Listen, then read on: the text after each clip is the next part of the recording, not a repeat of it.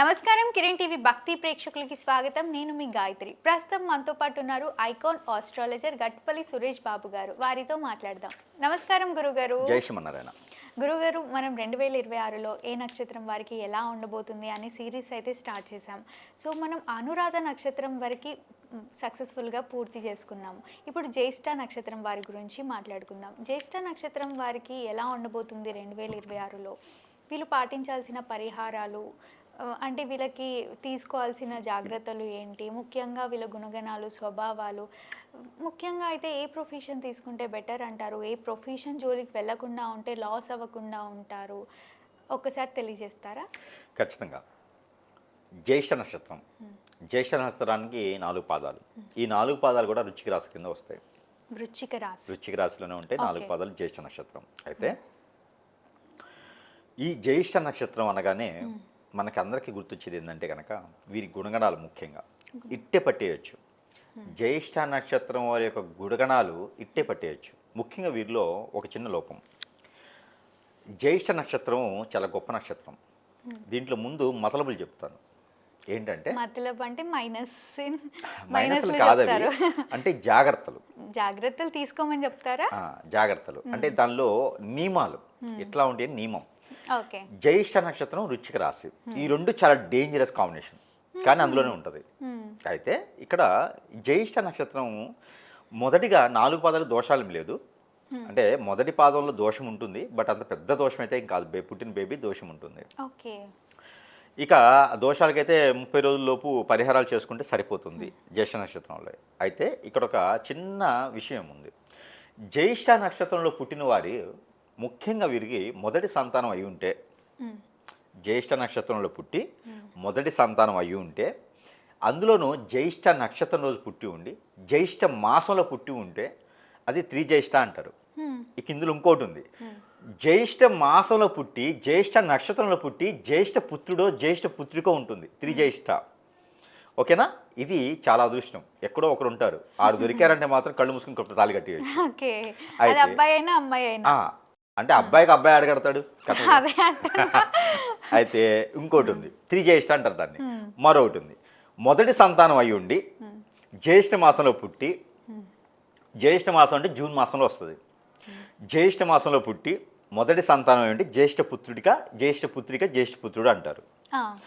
ఈ జ్యేష్ఠ పుత్రుడు పుత్రిక మొదటి సంతానం అయి ఉంటే జ్యేష్ఠ పుత్రుడు అంటారు. అలానే జ్యేష్ఠ నక్షత్రం కానీ జ్యేష్ఠ మాసంలో కానీ పుట్టి ఉండి అక్కడ సంబంధం కుదిరినప్పుడు జ్యేష్ఠ మాసంలో పుట్టి జ్యేష్ఠ పుత్రిక అయి ఉంటే త్రిజ్యేష్ఠ అవుతుంది. చేసుకోకూడదు. త్రిజ్యేష్ఠ అవుతుంది. త్రిజ్యేష్ఠ చేసుకోకూడదు. అలానే వారింట్లో పెద్దవారై ఉండి వీరింట్లో పెద్దవారై ఉండి జ్యేష్ఠ. వీరిద్దరు ఎవరైనా ఒకరు జ్యేష్ఠ నక్షత్రమా జ్యేష్ఠ మాసంలో పుట్టి ఉంటే ఖచ్చితంగా చేసుకోకూడదు. కానీ ఈ కాంబినేషన్ చూసారు కదా, ఈ కాంబినేషన్లో పెళ్లి చేసుకుంటే ఇక యుద్ధాలే. పాకిస్తాన్ భారతదేశానికి యుద్ధాలు ఎలా జరుగుతాయో ఇక ఇంట్లో యుద్ధాలే ఉంటాయి. సంసారం సరిగా ఉండదు అనమాట. ఎత్తుపోతలు అంటారు. ఎత్తుపోతలు అంటే ఎలా ఉంటుందంటే ఒక దగ్గర ఎత్తుతుంటే ఒక దగ్గర పోతూ ఉంటుంది. అక్కడ సంసారం నిలబడదు. అక్కడ శని భగవానుడు కూడా అశుభ దృష్టి ఉంటుంది. అంటే ఒక్కొక్కసారి ప్రాణభయం కూడా ఉంటుంది. కాబట్టి త్రిజ్యేష్ఠ అనేది కలవకూడదు. త్రిజ్యేష్ఠ కలవాలి, ఖచ్చితంగా చేసుకోవాలనుకున్నప్పుడు ఒక చిన్న ఆప్షన్ ఉంటుంది. అలా దొరకడం కష్టమే కదా. ఎందుకు దొరకదు? బొచ్చుడు దొరుకుతూ ఉంటాయి. జ్యేష్ఠ మాసంలో పుట్టిన వారు ఎందుకు దొరకరు? జ్యేష్ఠ మాసంలో పుట్టకుండా ఎలా ఉంటారు? అందులో జ్యేష్ఠ పుత్రులు పెద్దవారుగా పుట్టిన వాళ్ళు ఉంటారు కదా. ఇక త్రిజ్యేష్ఠ అంటే జ్యేష్ఠ నక్షత్రం. అది త్రిజ్యేష్ఠ అంటే కష్టమే కదా. లేదు, ఉంటారు, చాలా మంది ఉంటారు. మన దగ్గర చాలా మంది కష్టం వస్తున్నారు అలాగా. అయితే త్రిజ్యేష్ఠ కలవకూడదు. త్రిజ్యేష్ఠలో పెళ్లి చేసుకోకూడదు. ఇది చాలా డేంజరస్ కాంబినేషన్ అనమాట. ఇద్దరు ఒకేలా ఉంటారు. ఇప్పుడు వీరు కర్ర తీసుకున్నారు అనుకో, వీరు కత్తి తీసుకుంటారు. వీరు తుపాకీ తీసుకున్నారు, వీరు బాంబు తీసుకుంటారు. ఉపయోగం ఏముంది? వీళ్ళిద్దరు కలిసి ఏం చేస్తారు తెలుసా? మళ్ళీ వాళ్ళకి వాళ్ళు వేసుకోరు, ఎదురులు మేము వేస్తారు. అది డేంజరస్ కదా. అందుకని త్రిజ్యేష్ఠ కలవకూడదు అంటారు. త్రిజ్యేష్ఠ కలిస్తే వారికి పిల్లలు పుట్టడం లేట్ అవుతుంది.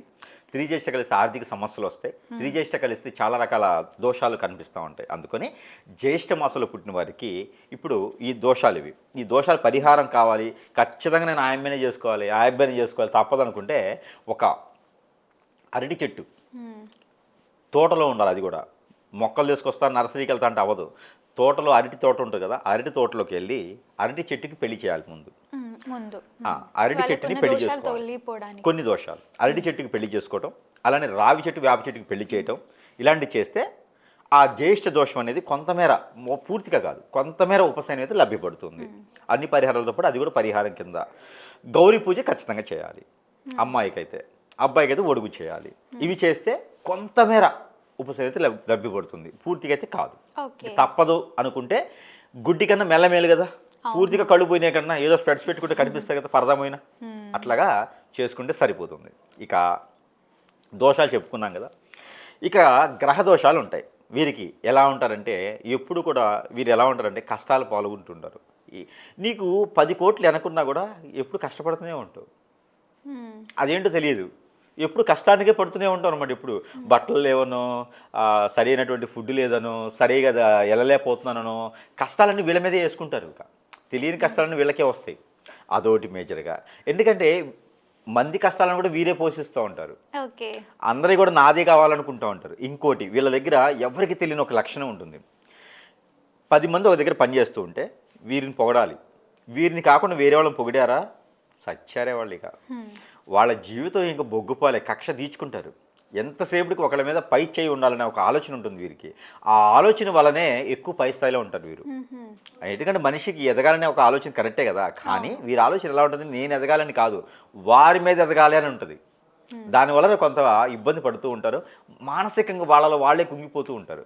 ఎవరైనా వచ్చేసి ఆ జ్యేష్ఠ నక్షత్రాల ముందు ఇంకోళ్ళని పొగిడారనుకో, పొగిన వాళ్ళ మీద పొగిడే వాళ్ళ మీద, పొగిడించుకునే వాళ్ళ మీద పొగిడే వాళ్ళ మీద కక్ష సాధింపు చర్యలు ఉంటాయి. అది తెలియదు మనకి, నిష్ఠూరం ఉంటుంది వాళ్ళతోనూ, చాలా కష్టం. జ్యేష్ఠ నక్షత్రం మొండి మూర్ఖులు. జ్యేష్ఠ నక్షత్రం వాళ్ళతో పడే కన్నా పెళ్లి చేసుకోకపోవడం మంచిదిరా బాబు అనిపిస్తుంది, అంతగా ఉంటారు. కానీ వారు ప్రేమిస్తే, వారు లవ్ చేస్తే, వారు కుటుంబంలో ఉంటే చాలా అన్యూన్యతగా ఉంటుంది. బాధ్యత తీసుకుంటారు వాళ్ళు. పుట్టింట్లో బాధ్యత, అత్తోరింట్లో బాధ్యత, ఫ్రెండ్స్ బాధ్యత, కొలీగ్స్ బాధ్యత, ప్రతిదీ తీసుకున్నారు. వాళ్ళలో ఉన్న ఒకే ఒక లక్షణం ఏంటంటే వాళ్ళది పై చేయి ఉండాలి. అదొక్కటే వాడి గుణం. ఎట్లా ఉంటుందంటే, నువ్వేదన్నాను జ్యేష్ఠ నక్షత్రం వాళ్ళు ఉన్నారంటే అన్న నువ్వు ఎలా చెప్తా అలా అంటే చాలు, బోలాశంకర్లా కోరికలు వరాలు ఇస్తారు. లేదు నువ్వేం చెప్పేది అన్నావా, యువతలో పడిందే పిడి, సచ్చారేగా, అస్సలు పడనివ్వరు, మాట పడరు, మాట దాటనివ్వరు, మాట జవదాటరు. అది వారి లక్షణం. ఇకపోతే అందరిని ఆకట్టుకునే తత్వం ఉంటుంది వారి దగ్గర. ఇక జ్యేష్ఠ నక్షత్రం వారిలో పెళ్ళిళ్ళలో కానీ, ఫంక్షన్లో కానీ అక్కడక్కడ కనిపిస్తూ ఉంటారు. ఎట్లా కనిపిస్తారు తెలుసా, మెయింటైన్ చేసేలాగా, డెకరేషన్ చేసే వాళ్ళలో, ఇక నేనే చేశాను చూసుకుంటారా అనే విధంగా వీరిని పొగడాలి.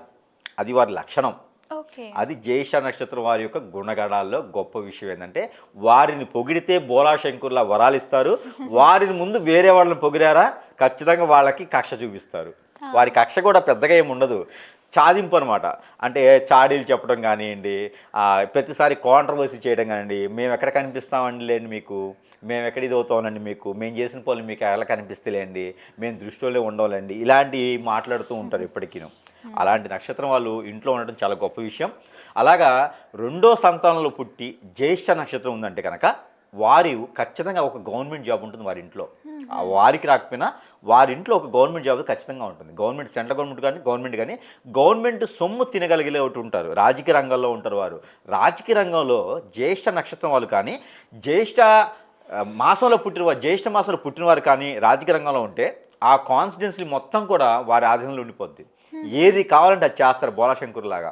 పోతే ఎవరైనా సరే కాదు అనరు, ఆస్తి మొత్తం రాసిస్తారు కావాలంటే. అలా ఉంటారనమాట.